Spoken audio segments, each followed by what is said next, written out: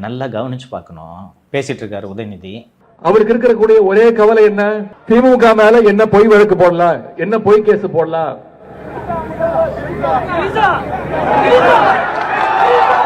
எங்க தண்ணி வருதோ இல்ல அங்க தண்ணி வரணும்.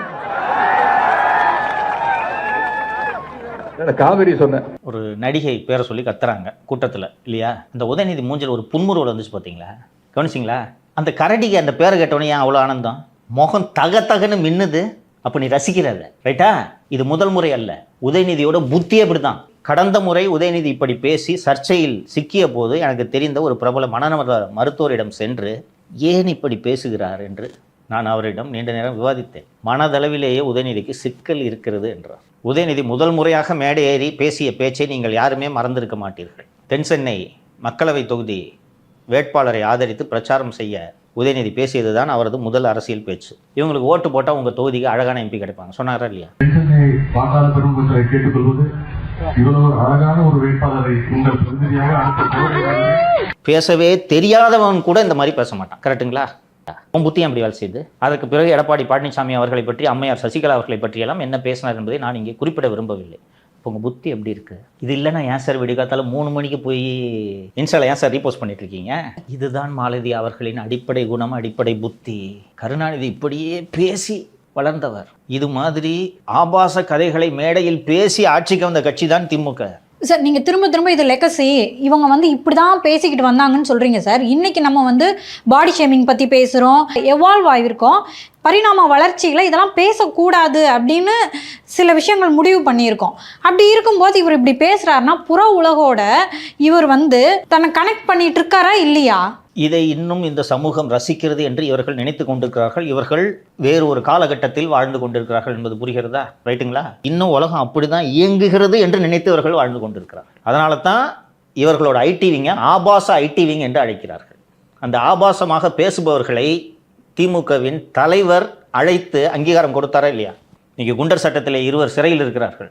இவர்களை அழைத்து அங்கீகாரம் கொடுத்தார்களா இல்லையா? ஒரு கொஞ்சம் கூட அசூயை இல்லை, கொஞ்சம் கூட ஒரு ஐயோ இந்த மாதிரி ஆளை பார்க்கலாமே என்ற எண்ணமே உங்களுக்கு வரவில்லை என்றால் இவர்களும் அந்த ஆபாச குட்டையிலேயே ஊறிக்கொண்டிருப்பவர்கள் என்பதை புரிந்து கொள்ளுங்கள்.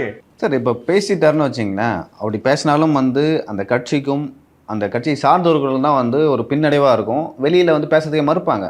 அப்படி இருக்கும்போது தாவேக அரசு கைது செய்வது சரியா? உடனே கைது பண்ணி திரு உதயநிதி அவர்களை தியாகியாக்குதோ தாவேக அரசு? சிம்பத்தி கிரியேட்டா? 2 ஆங்கிள்லேருந்து இதை பார்க்கலாம் இல்லையோ மாலதி. யூசி, நீங்கள் சொல்வதும் ஒரு வழிமுறை.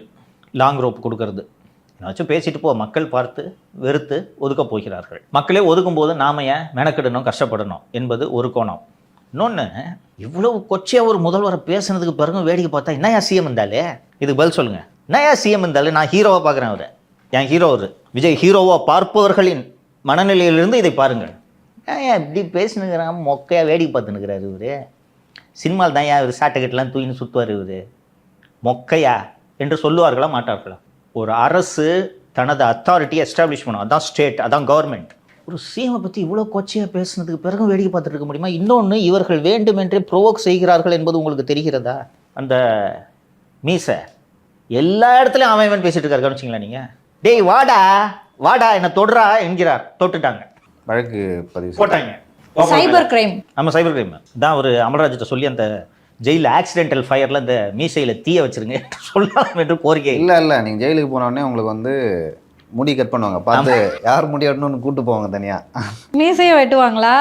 கேட்டால் வெட்டுவாங்க. வீடு கொடுக்கலன்னா மொக்க கத்தியில் சேவ் பண்ணி விடுவாங்க தெரியுமா? ஆமாம், வீடு கொடுத்தா புது பிளேடு. அண்ட் அந்த மார்க்கண்டையனை எடுத்துக்கொள்ளுங்கள். மேடையில் பேசுகிறீங்க, வாடா அசம்பிளிக்கு எலும்ப உடைக்கிறேன் என்கிறார். இது சாதாரண வார்த்தையா? அதற்கு பிறகு திரு உதயநிதி, உங்களுக்கு எப்படிப்பட்ட இஷ்யூவுக்காக அந்த ஆர்ப்பாட்டம் என்பதை நீங்கள் பார்க்க வேண்டும். கிட்டத்தட்ட அரசியல் முக்கியத்துவம் வாய்ந்த ஒரு பொருள் அது. காவிரி விவகாரத்தில் தாவேக அரசை புஷ்பேக் பண்ணுறதுக்கான நிகழ்வது. அதற்காகத்தான் இவ்வளவு அவசரமாக டெல்டா பகுதியில் அந்த ஆர்ப்பாட்டத்தை ஏற்பாடு செய்தீர்கள்.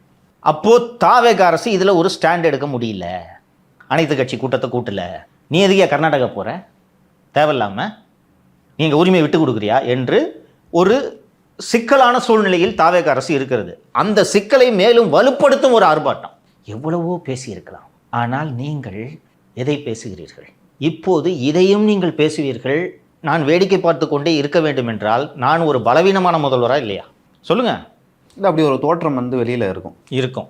2001 கருணாநிதியை தூக்கி உள்ளே போட்டுவிட்டு கேரளாவுக்கு சென்று கோவிலுக்கு யானையை பரிசளித்தார் செல்வி ஜெயலலிதா. அதற்கு பிறகும் 2006 முழுமையாக அதிமுக இவரால் வீழ்த்த முடியவில்லை தானே.